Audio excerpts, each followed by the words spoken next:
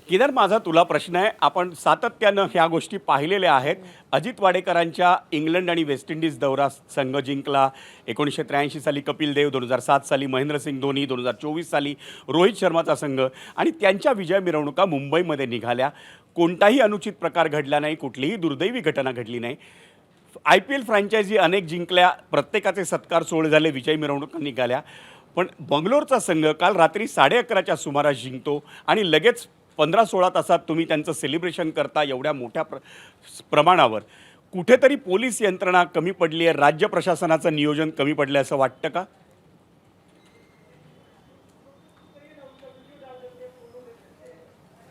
सर्वात प्रथम तर विजयजी की मला हे सांगायला आवडेल की रॉयल चॅलेंजर्स बेंगलुरूची जे फॅन बेस आहे अतिशय लॉयल आणि कट्टर चाहते आहेत त्यांचे 18 वर्षापासून. हो.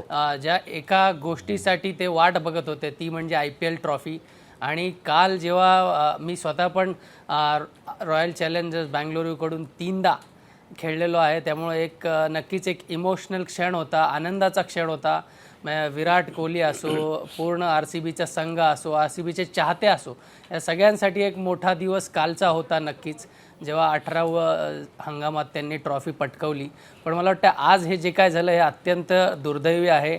आणि ह्याच्यावरून कळून येतं की RCBचे जे चाहते आहेत ते किती एकदम स्वतःला त्यांनी वाहून दिलेलं आहे RCBसाठी.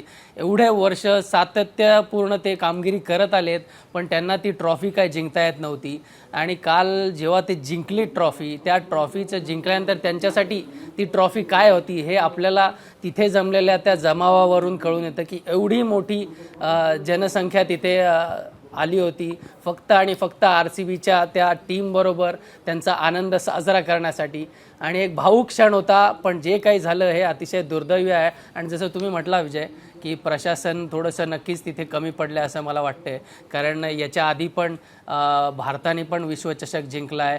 वेगवेगळ्या सिटीजमधल्या IPLच्या फ्रँचायझी टीम्सनी त्यांच्या सिटीजसाठी जिंकलेले आहेत. त्यांच्याकडे पण रॅली नक्कीच झाली असेल. पण मला वाटतं ही अशी घटना ही पहिल्यांदाच झाली आहे. त्यामुळे ही नक्कीच एक प्रशासनाची पण थोडीशी इथे मला वाटते त्यांनी कमी काळजी घेतली किंवा त्यांना तेवढं वाटलं नव्हतं एवढ्या इंटेन्सिटीने लोक तिथे येतील.